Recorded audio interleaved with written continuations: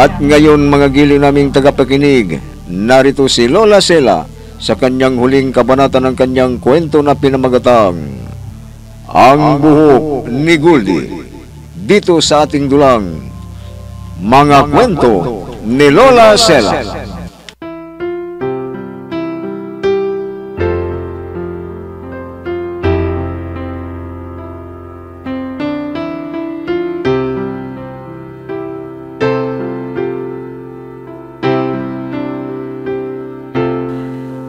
Nagtataka na ang yaya ni Goldie kung bakit mahigpit sa kanya ang kanyang mga magulang.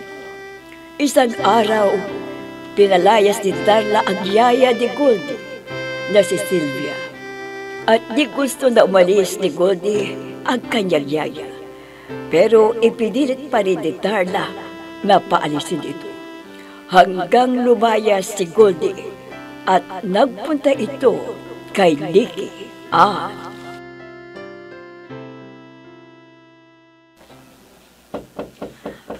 Sino yan? Sandali lang. Tita, pasensya na kasi andito ko. Hingi po sana ako ng tulong sa inyo. Nandito muna ako. Halika. Pasok ka. Bakit? Anong nangyari? Kasi si Mami, pinalayas niya ang yaya ko. Yung yaya ko, naging mami ko siya lagi. Lagi ko siyang kasama mula nang bata pa ako. Si Mami kasi laging wala doon sa bahay. Ganun ba? O sige, dito ka lang sa bahay namin muna, ha? Tita, huwag po niyong sabihin kay Mami na nandito ako sa inyo. Dahil uuwi na naman ako doon sa probinsya. Wala man lang akong kaibigan doon. Wala na rin si Yaya.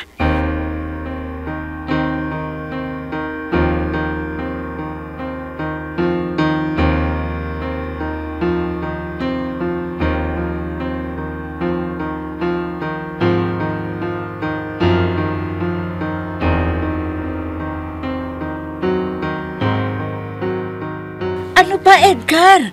Hanggang ngayon, hindi niyo pa nahahanap si Goldie. Wala pa nga eh. Kailangan na mahanap niyo siya. Dahil kailangan ko ang babaeng yon. Kasi di ito mangyayari kung di ka mahigpit sa kanya at pinalayas mo ang yaya niya. Ano ngayon? Ako pa talagang sinisisi mo ngayon, ha? Hindi Ako pa kita talaga? sinisisi. Kung pinakita mo ang totoo mong pagmamahal sa kanya, hindi siya lalayas. Kaya hanapin mo siya. Kung hindi, ako ang maghahanap sa kanya. Sige na, hanapin mo na!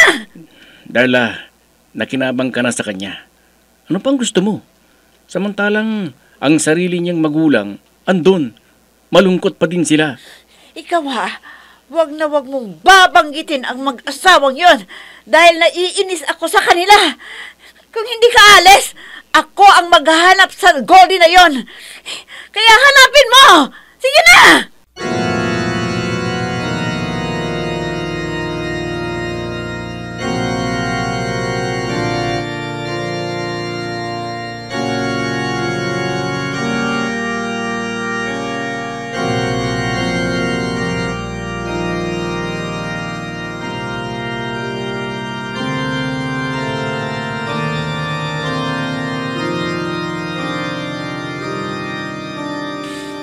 Visit, kailangan ko pa naman ang malaking pera ngayon. Wala ang babaeng yun. Kailangan na mahanap siya. Kundi, mamumulubi ako. Wala akong alam kung saan ako kukuha ng pera. Visit talaga kung bakit kasi. Kamusta ka na? Sabi ko na nga ba, ikaw nga, ang lead talaga ng mundo. Kamusta na yung bata na pinakuha mo sa akin, ha? Ikaw, akala ko nasa bilangguan ka. Salamat naman at nakalaya na ako. Dahil sa inyo, nakulong ako at pinabayaan ninyo. Ngayon na, nakalabas na ako ng kulungan. Hindi ko na nakita. Mabuti na lang at talagang napakaliit ng mundong ginagalawan natin. Nakita kita! Anong kailangan mo sa akin, ha? Ano? Marami! Pera. Yun ang kailangan ko, pera. Dahil hindi kayo sumunod sa usapan natin noon. At akong umako lahat ng kasalanan na yun. Ngayon, kayo ang nagtamasa ng kayamanan na yun dahil sa pagtindak ko sa batang yun. Kwan, ganito na lang. Kung magkano ang kailangan mo, ibibigay ko sa'yo. Huwag mo lang akong istorbohin. At isa pa, kailangan namin kasi na ilayo ang bata. Ngayon, ibibigay mo sa akin ang pera na pinangako mo. Sige, tatanggapin ko. Sige. Ibigay mo sa akin. Sige. Nagkakaintindihan tayo. Sige. Sabihin mo kung magkano ang kailangan mo. Ibibigay ko sa'yo. 1 Huwag million. mo lang akong istorbohin. 1 million. Bigyan mo sa akin.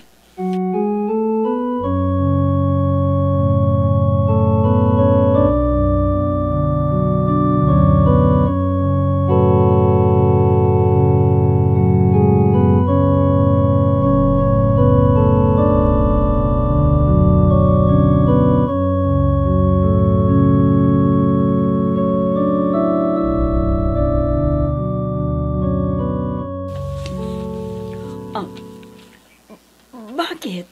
Ang itong nararamdaman ko kay Goldie. Parang ang gaan ka ng loob ko sa kanya. Parang may kakaiba na hindi ko maintindihan. Kahit ako, Nikki. Parang ganyan din ang nararamdaman ko para sa kanya. Nikki, ano kaya kung subukan natin ipa-DNA test yung si Goldie? Kung papayag siya, o sige, papayag na magpa-DNA test siya. Sige, subukan lang natin. Kung pwede. Wala namang mawawala, hindi ba? O sige, at magkikiusap ako sa kanya.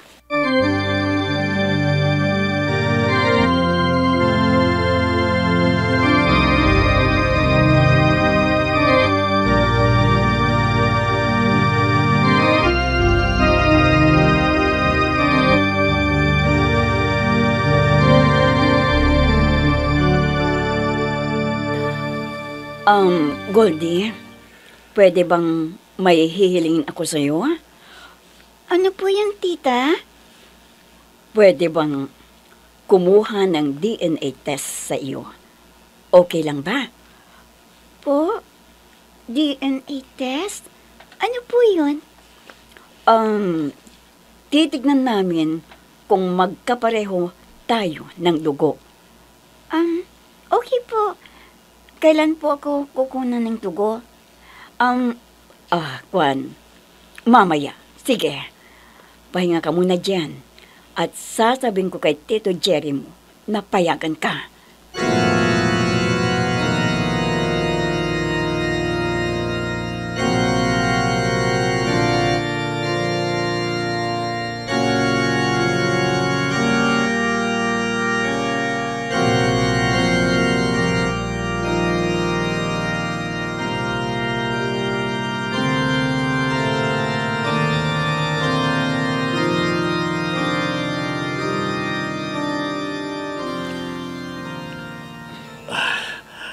Sana magkatugma ang mga dugo natin.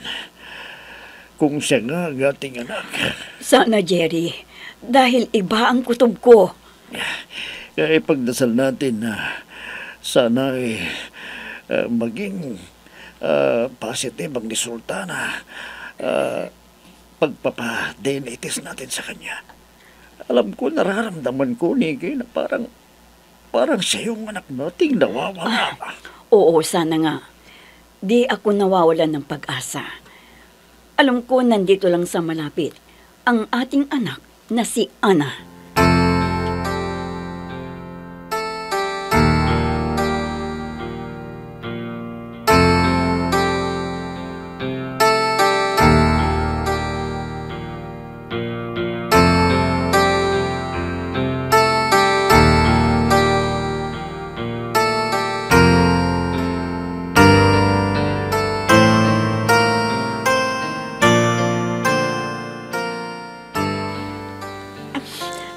Anong nalaman mo, Edgar? Sabihin mo naman sa akin. Masama. Si Goldie. Andun siya kina Nikki. Yun ang napag-alaman ko. At may nakakita sa kanila doon mismo sa bahay nila. Hindi pwede. Hindi pwedeng mangyari yan. Akin lang si Goldie. Darla. Akin lang siya.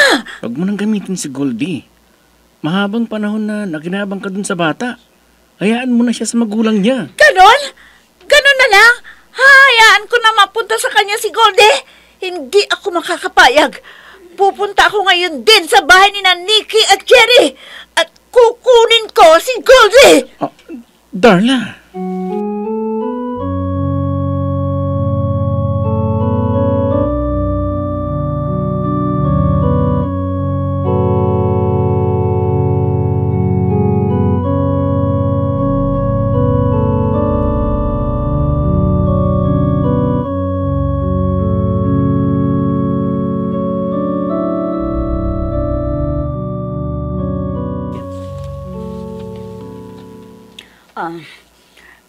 Binagay na ng doktor ang DNA result. Teka, at bubuksan ko. Sige na. Buksan mo para malaman natin kung siya nga ang ating anak na nawawala. Eto na. Sige, at basahin natin. Jerry! Jerry! Magkadugma ang ating mga dugo ni Goldie. Oo nga. Ang ibig sabihin yan, anak natin si Goldie. Oo, anak natin siya. Siya ang nawawala nating anak. Siya si Ana. Oo, siya na nga.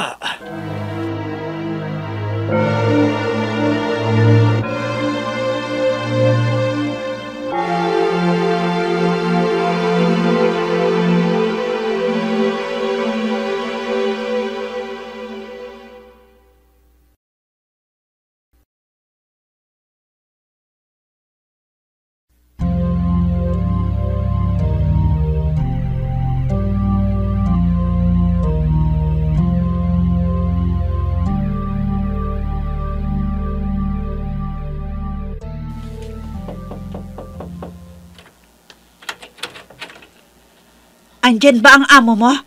Nasaan ang anak ko? Nasaan na? Alam ko na nandito siya. Ma'am, wag mo kayong pumasok. Pagagalitan ako ng amo ko. Hoy, katulong pa lang dito, ha? Anong ginagawa mo dito, Darla? Nikki, nandito ang anak ko, hindi ba?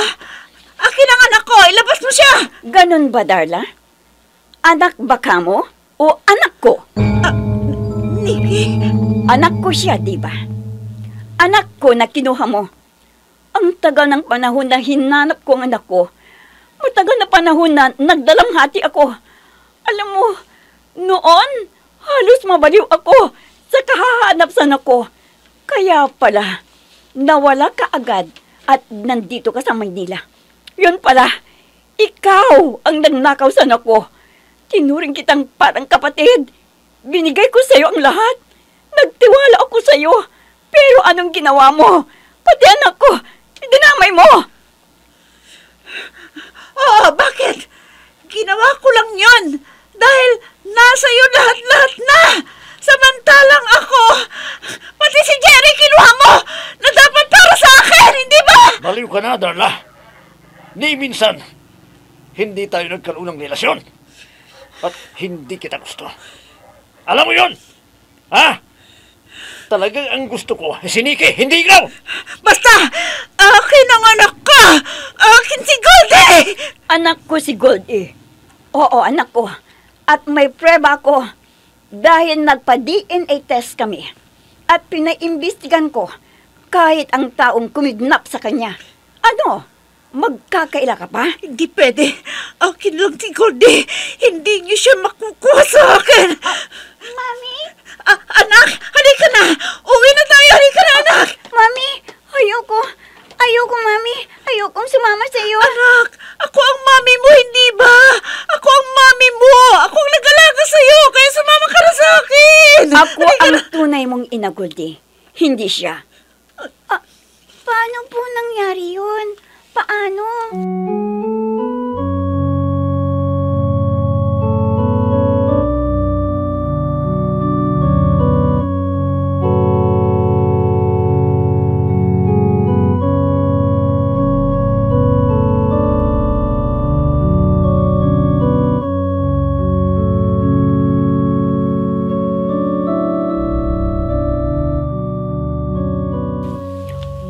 Ito ang nagpapatunay na anak ko si Goldie.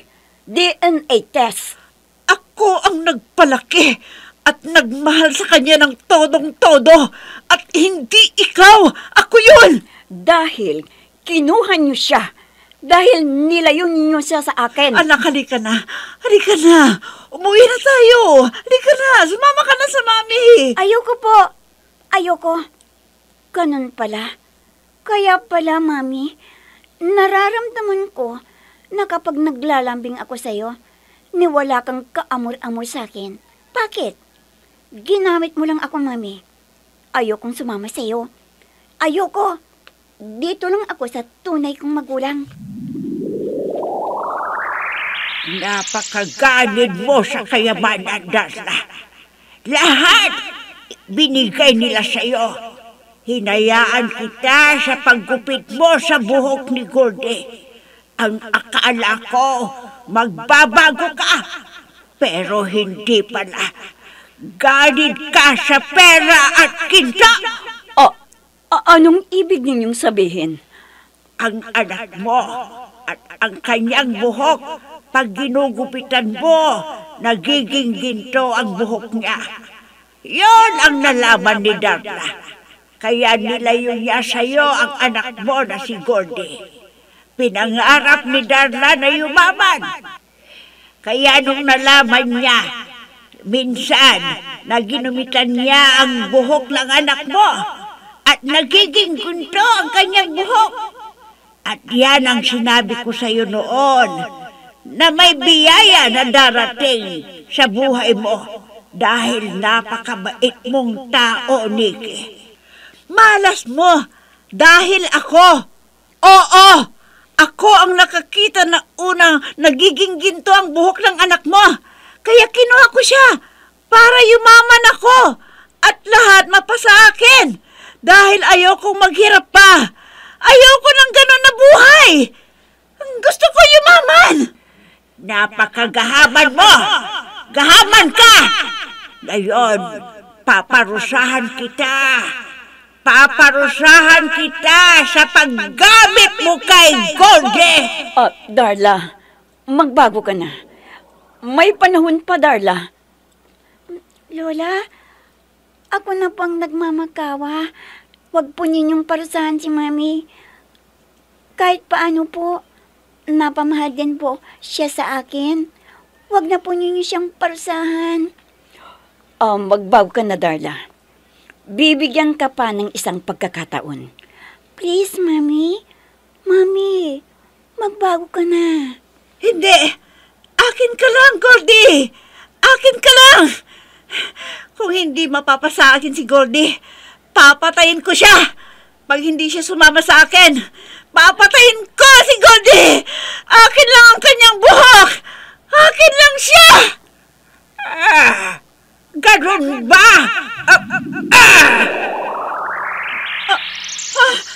Ano nangyayari sa akin? Hindi! Bakit ganito? Bakit nagkaganito ang buhok ko? Bakit tumatanda ako bigla? Bakit? Goldie! Nikki, tulungan niyo ako! Nikki, Goldie! Tulungan mo ako! Yan ang parusa sa taong gaya mo, Darla! Gahaman sa pera! Gahaman ka! Ayoko maging matanda! Ayoko! Anak, ayoko ng ganito! Ayoko! Binigyan ka namin ng isang pagkakataon, pero gumawa ka ng hindi maganda kay Goldie. Kaya hanggat hindi ka nagtatanda at nagbabago, magiging matanda ang iyong itsura. Ayoko! Ayoko! Ayoko! Ayoko!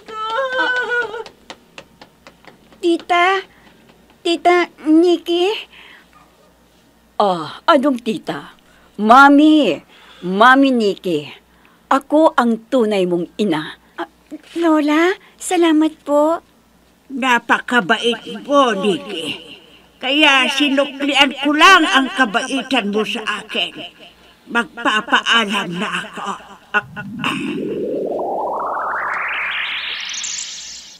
Anak, Salamat at na tagpuan ka na namin. Salamat at nalaman na namin ang totoo. Salamat sa Diyos at napakabait niya sa amin. Tito, Daddy, Ngayon, kompleto na ang buhay ko. May pamilya ng buo. Salamat, anak. Salamat at natagpuan ka namin. Ang tagal ng panahon na hinanap ka namin ng iyong ama. Ang tagal ng panahon, yun pala, kinuha ka ni Darla. salamat din po. At nalaman ko pong lahat. Kaya pala, di niya ako minahal. Peke lang pala. Dahil may nakukuha siya sa akin. Anak, salamat dahil nagulila kami ng napakatagal na panahon. Ngayon, kapiling ka na namin. At ngayon, kumpleto na ang pamilya natin.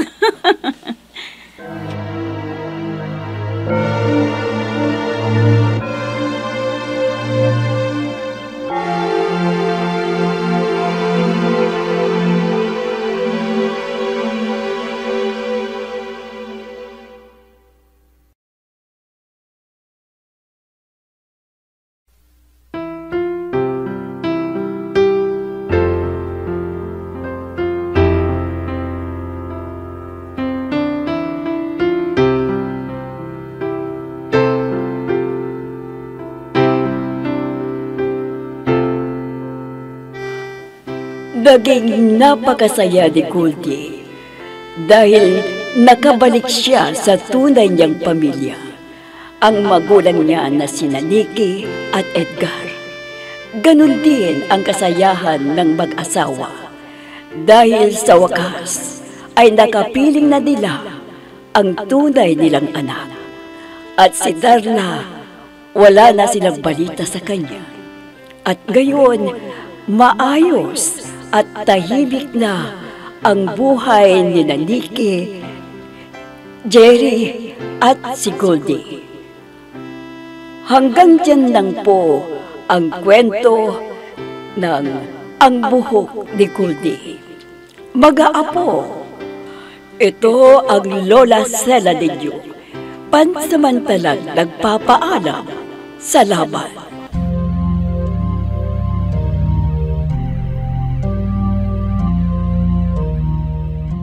Mga giling naming tagapakinig, diyan na nagtatapos ang ating kwento na pinamagatang Ang Buhok ni Goldie, dito sa ating dulang Mga Kwento ni Lola Sela. Mga nagbigay buhay sa ating dula: Myra Abrihal Narnola, Susan Malignem, Ami Diaz, Oscar Ora, Robert D. Guzman, Jun Cabato, Eva Alcoreza. Technical Supervision at Musika, Oscar Ora. Nilapatan ng tunog, Robert D. Guzman. Sa panulat at direksyon, Emma Dalupe. Mga kwento ni Lola Sela. Inihahandog ng Ifre Recording Studio para sa pambansang radyo ng Pilipinas, Bombo Radio, Philippines.